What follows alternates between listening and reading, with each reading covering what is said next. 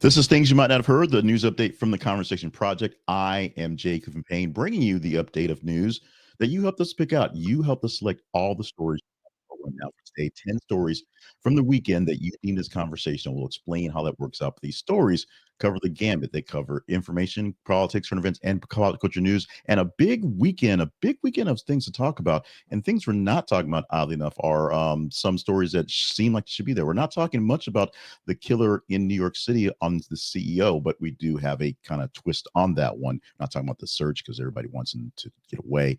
Also, not talking about some other great things, but we'll get into what we are talking about. Bashar al-Assad, Jay-Z, Haliey Welch, and her coin, and more things happening in just a moment. Remind you that our website, This is the Conversation Project, is live all day long for you to access and learn more about us. And of course, email us with your comments, concerns, and everything else at the conversation inbox at gmail.com. Today, not said it so far, it is Monday, December the 9th, 2024. No particular order as these stories are coming along. They are 10 stories from the top 30-ish from the weekend, a whole 90 a bit from the weekend. We'll explain that in the teaser section when we transition to how we get the stories here. The top story, because this is affecting everyone around the world, is the ousting of Syrian leader Assad, who not only ousted himself, he actually fled before everything came in, before Damascus fell, as Syria is now free ish.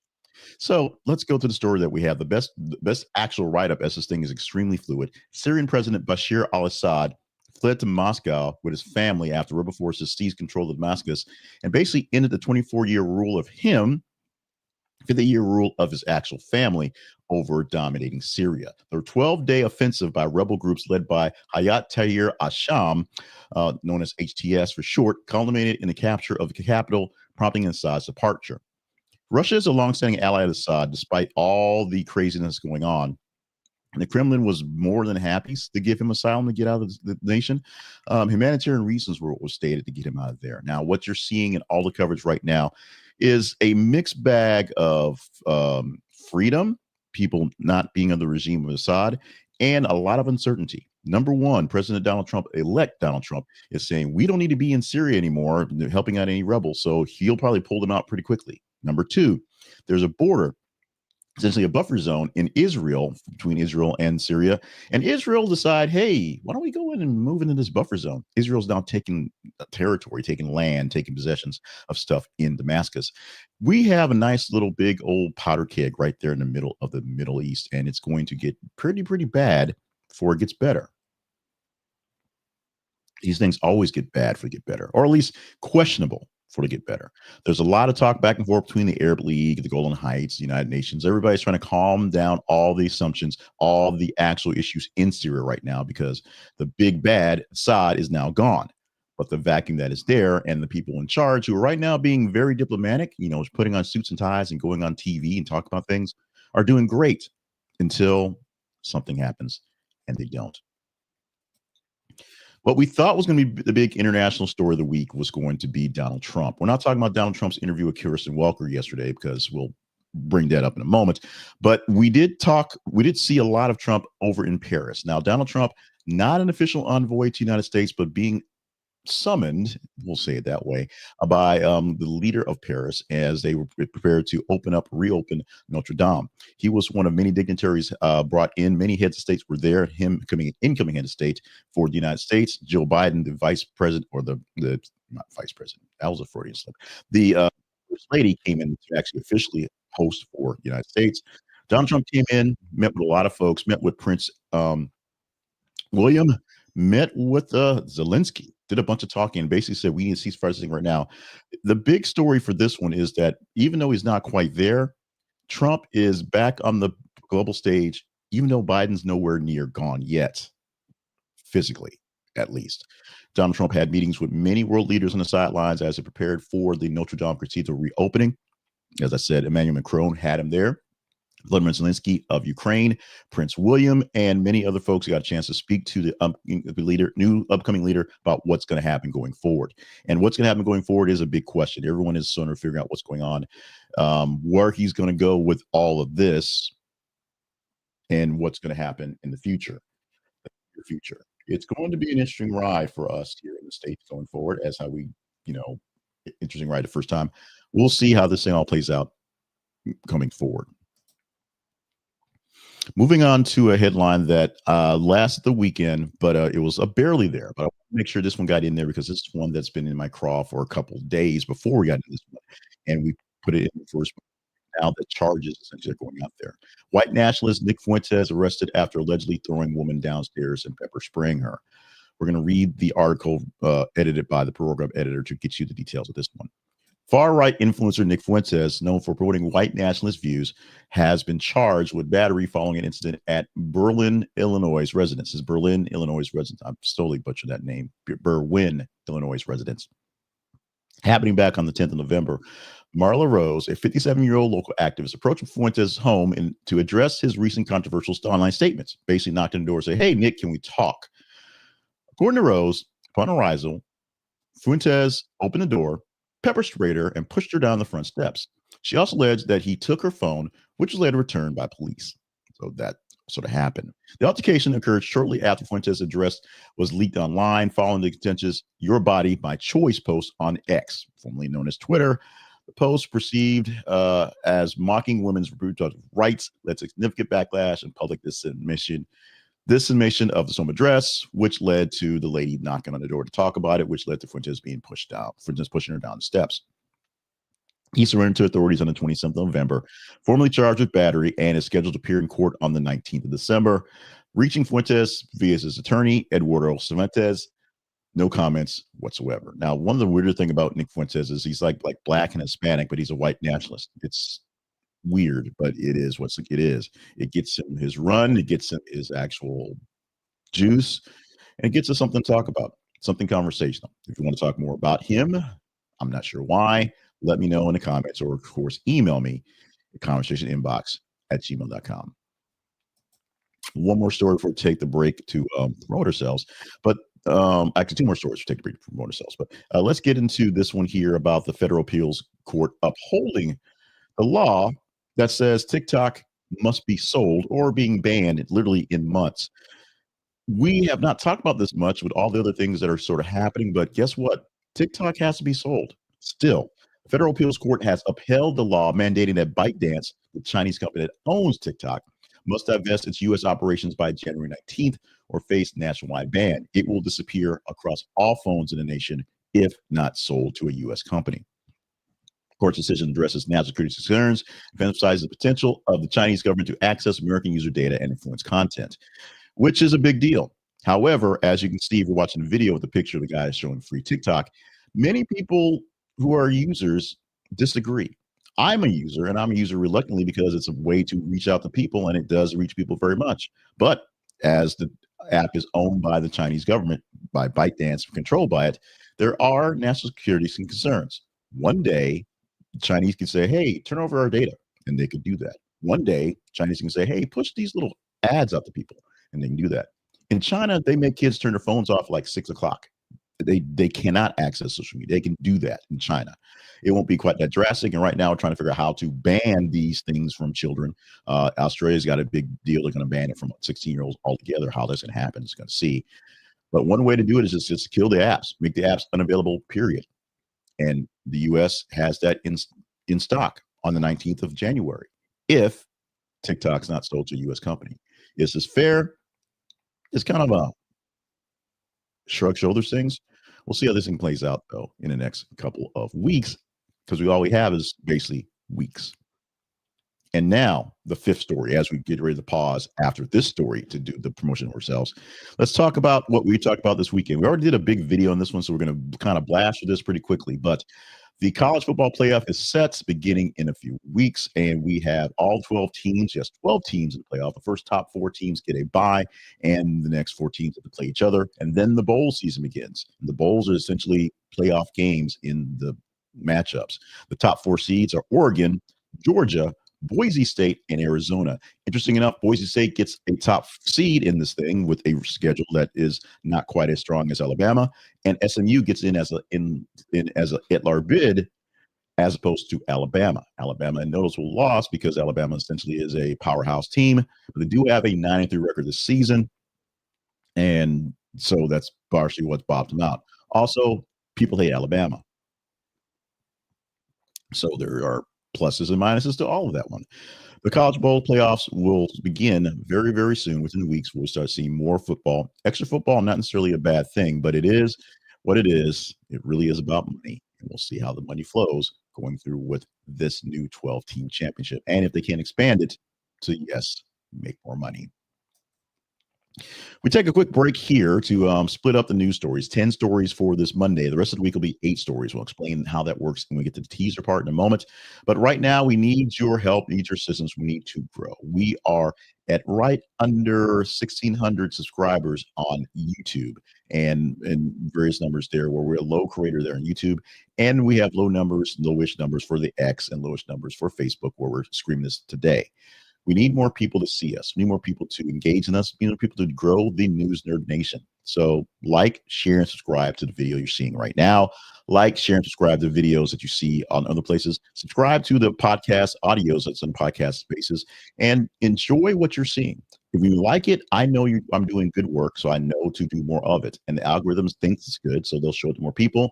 Hopefully, they will see it as well. If you know people who enjoy these newscasts, share it with those folks, and they can get it directly to them right out of the bat. And if you are not subscribed, not getting this live floated to your feed this morning, or whenever your feed is checked in the mornings, you can subscribe to it as well. We're on YouTube, we're on Facebook, we're on X, we're on TikTok. We have newsletters, we have podcasts that are out there.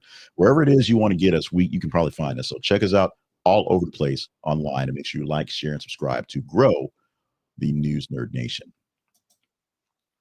This is a story that's more or less breaking on our end. We did post it late last night as we saw the streams, and it did not get as much of an response as many other stories that were in the range. We'll explain the range in a bit, but this is one that's getting a lot of love for the early morning shows I have seen in over here to my left as I'm preparing, and it's going to be a big deal because it brings Diddy back in the news, but also brings into the fold other people as people were expecting to happen. This person, Jay-Z, he's accused in a civil lawsuit of raping a 13-year-old girl in 2000, along with Sean Diddy Combs. Keep this as clean as possible. We're going to read from the robot editor. Sean Carter, or Jay-Z, and Sean Diddy Combs are facing a civil lawsuit alleging a rape of a 13-year-old girl at the 2000 MTV Music Video Awards after party. The plaintiff is identified as Jane Doe, claims she drank something that was left her disoriented before being assaulted by both men, with an unnamed female celebrity allegedly witnessing the event. Jay-Z has vehemently denied the allegations, describing them as heinous, a heinous blackmail attempt, and expressing concern in the impact of his family. He challenged the accuser to file a criminal complaint if he claims they are genuine. So how about that? Hey, you think you did something? File a real complaint, file a criminal complaint, and take me to real court and see what happens, because he believes this is all blackmail to get money out of him. The legal team for Combs has dismissed the allegations as unfounded publicly as well. Another stunt, another person dropped their name in the hat to make money off of Combs, now off of Carter. Lawsuit adds to Combs' existing legal challenges, which, of course, separate charges of sex trafficking and racketeering, which he's in jail for right now, or about to be house arrested if he's lucky. But he's pled not guilty for that one. A whole lot of things going on for him. Now adding more people, more accomplices, and Jay-Z is now being wrapped up in the net. And I'm sure more people will find their way into this web of deception and lies and just just nasty. We've got to talk about the ruby slippers because they get stolen, they show up again, they get stolen, they get shown up again.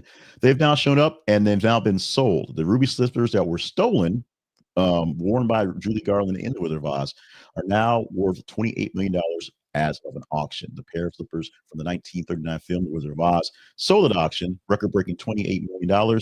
The most expensive piece of entertainment memorabilia ever sold. The auction was conducted by Heritage Auctions. Live bidding started at 1.55 million and quickly went up to the number we have right now at $28 million. The total cost of the auction with the fees will be about $32.5 million altogether. The iconic slippers are one of 4 surviving pairs used during the film's production. Stolen in 2005 from Judy Garland's museum in Grand Rapids and remained missing until the FBI found them in 2018. The thief, Terry John Martin, believed the slippers were adorned with real rubies. After realizing he didn't have real rubies and poor health, he basically, gave them up. They got no prison time for pleading guilty for stealing something that was worthless. So the saga of the ruby slippers are now hopefully done, as hopefully no one will buy them. A fourth pair was sold at $666,000 in 2000. The pairs are out there in various collections, but this is the biggest pair and the biggest money pair out there, guaranteed. As I said, we're not talking about the assailant. We're not talking about the assassin, the man who shot Brian Thompson, the CEO of United Healthcare, but we're talking about him and CEOs in general. Now, the quick update and stories about the shooter. Yes, there's more pictures showing him in a mask, with a medical mask. So he was masked up all week long in New York City. Yes, they found a backpack that looked like what he carried out there full of monopoly money. That may be a clue. And yes, they're drudging the ponds in New York City looking for the gun. But the big story that we really carried over for the weekend is the fact that major companies around the world have removed their executive bios and photos from their websites because they don't want their CEOs targeted. And this has been a big contention on a lot of weird right wing conspiracy nut job type of websites and YouTube channels, which I've watched a bunch of this weekend to get some perspective, who are basically saying it's the eat the rich syndrome, and now the rich are actually being eaten. While no one's actually condoning murder, everyone is saying what they sort of deserve it because they're evil and keep getting money. Now we keep talking about Brian Thompson and some more details about his actual life coming out. But the big story, like I said, for this one is that the CEOs are not outing themselves. They're what they're I mean, they're public figures. It's not like you can do a Google search and figure out who they are regardless. But they're wiping away the easy targets by putting out their bios, putting out their pictures on their websites so that people can kind of get copycat ideas.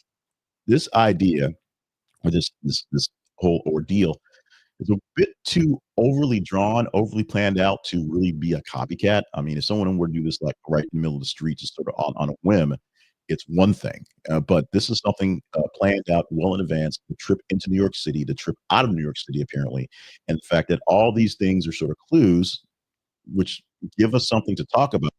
Don't give us very much to go and figure out who the guy is. Writing words on bullets and leaving monopoly money to sort of be funny about things. It's a message.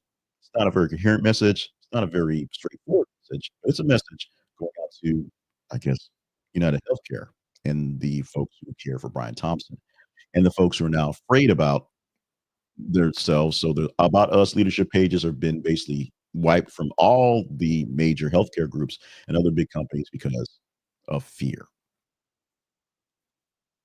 We covered the story of Daniel Penny slightly on Friday, where we talked about the father of Jordan Neely suing Penny in civil court, adding to the sort of the controversy of dealing with the cases that were on hand right now and this new extra case on top of it. Late Friday, we got word about one case which is no longer an issue, as a mistrial has been decided in one the manslaughter charge. The manslaughter charge, the lesser charge, involuntary manslaughter. Um, the lesser charge involved. Let's do this. So the second degree manslaughter charge has been deadlocked in court, so that charge is done. The negligent homicide, that's the lesser charge. Criminally negligent homicide is going to be deliberated today. He could get 4 years in prison for that one. So the judge asked for the jury to take the weekend, rest up, come back to work on Monday, today, to figure out the other charge and hopefully get something on that one, whether guilty or innocent, because they didn't want a pure mistrial on both charges. We shall see how this one plays out in the next couple of days because it took them a long time to get stuck on the first charge, the big charge of manslaughter, second degree manslaughter. We'll see how long it takes to come to a conclusion or no conclusion for the second charge. What legal analysts are saying on this one is if he gets essentially a mistrial of charges, it's turns out to be a waste of time in court. He comes out more or less the hero that many people say he is, and there is no justice, if you believe there should be justice, for the family of Neely, of the man who passed. Your mileage may vary on your thought process on this one, so please feel free to comment on your thoughts and engage on this one. But this is an issue that when people go to court, when a city, a state, a group, the Fed sends someone to court, put the money up, and do all the dealings there, whether it's a yay or nay, a win or loss, there's an answer. These trials always seem like a waste of money and a waste of time. Speaking of wastes of money and waste of time, let's talk to a girl who is definitely stretching her 15 minutes of fame well past her lifespan and well past anyone's caring about it. And now she may have found a way to bear herself with real people who may actually care, her fans, because cash grabs, money grabs. And yes, Jake Paul is involved. Tuah Girl Haliey Welch launches a meme coin, which almost immediately crashes. This is actually a very detailed story, so bear with me as I read this one. It may sound boring. We'll tease her at the end of this story. Haliey Welch is known as the Hawk Tuah girl from her viral video where she said you had the Hawk Tuah on that thing, and you got that one.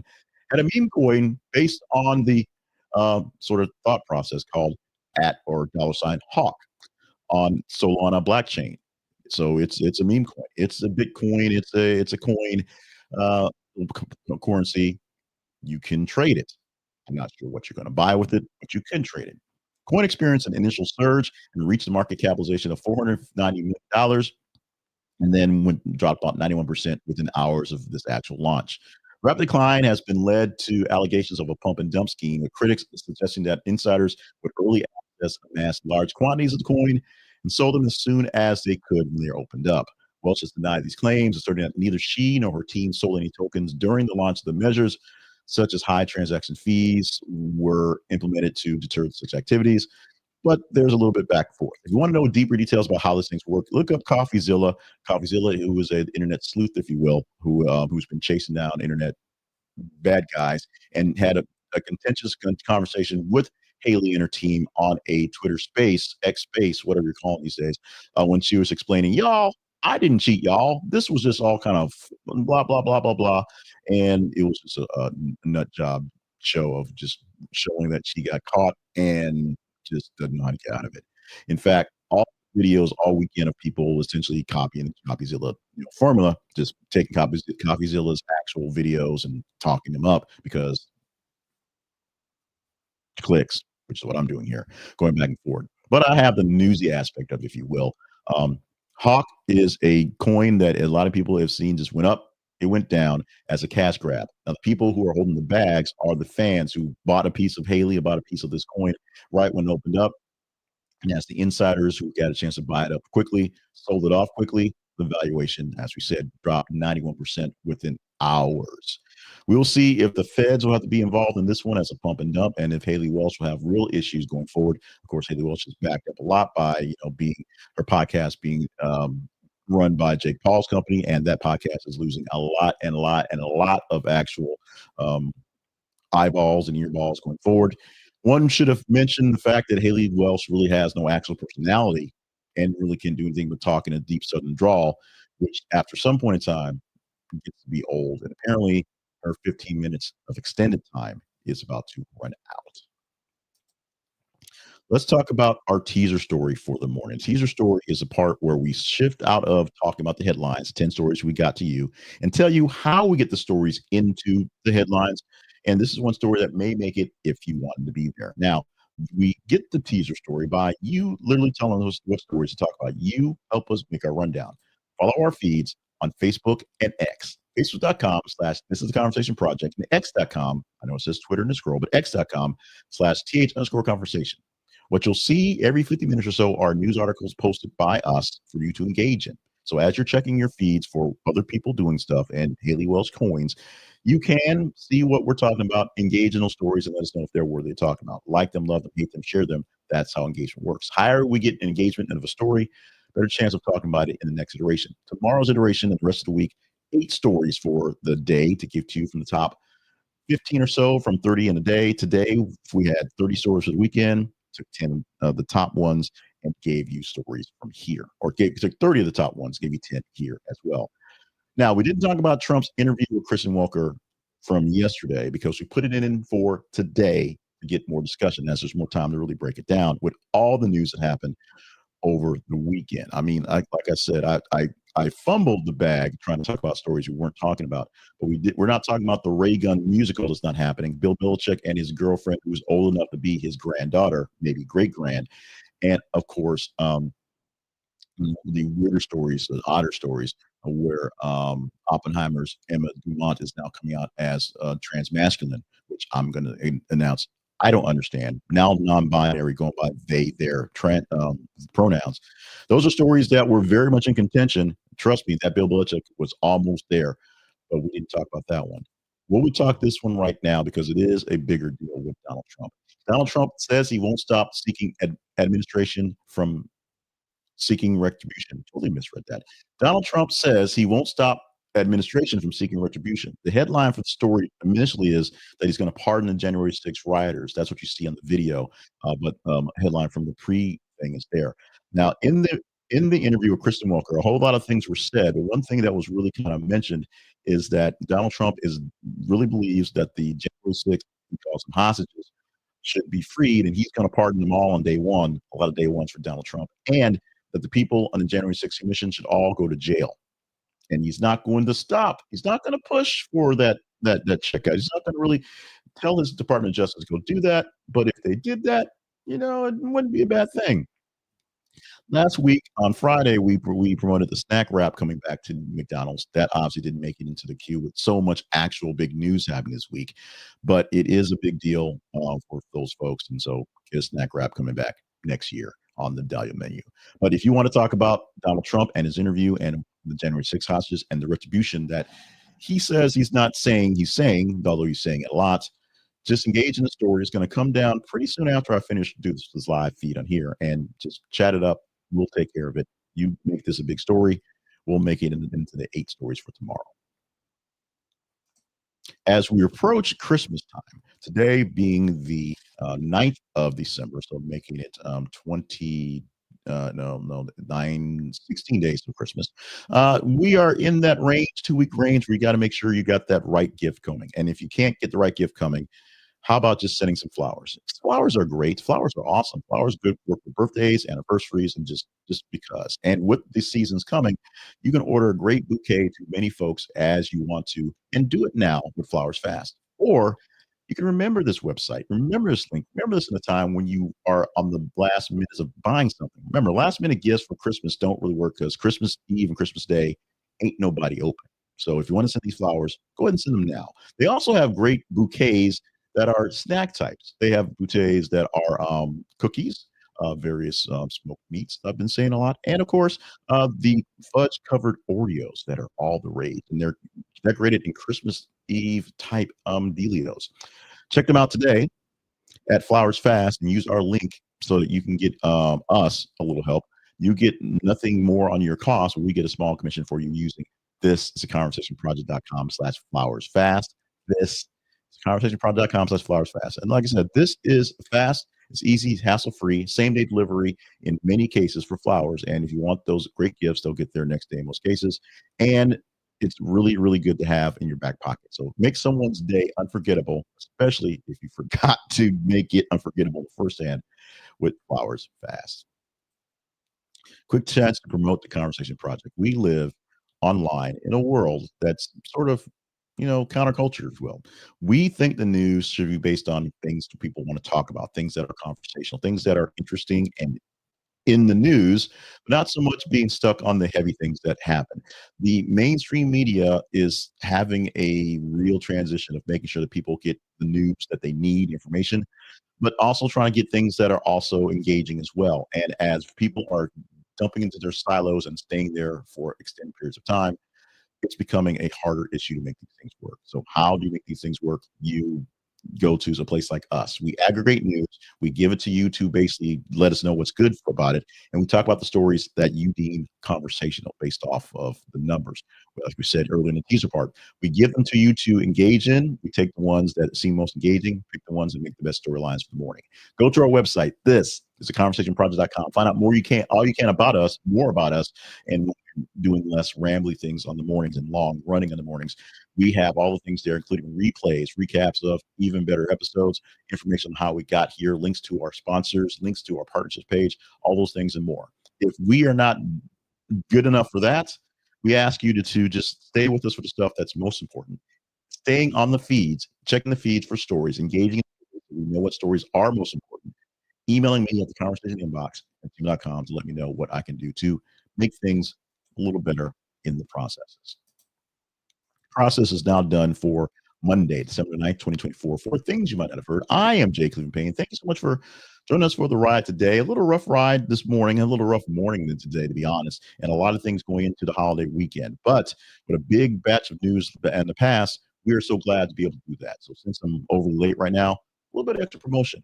If you're watching us on YouTube, we can use some more help. So make sure you like, share, and subscribe so we get more people into our queue. If you deem us worthy, we talk about our partnerships page. We also have memberships at YouTube where you can join in and get early access to news stories. Basically, all the stories you're doing in clips and all the stories you're doing ahead of time, we're releasing them an hour, 2 hours ahead for people who are members to get to them and engage in early on. So early engagement is great for that as well.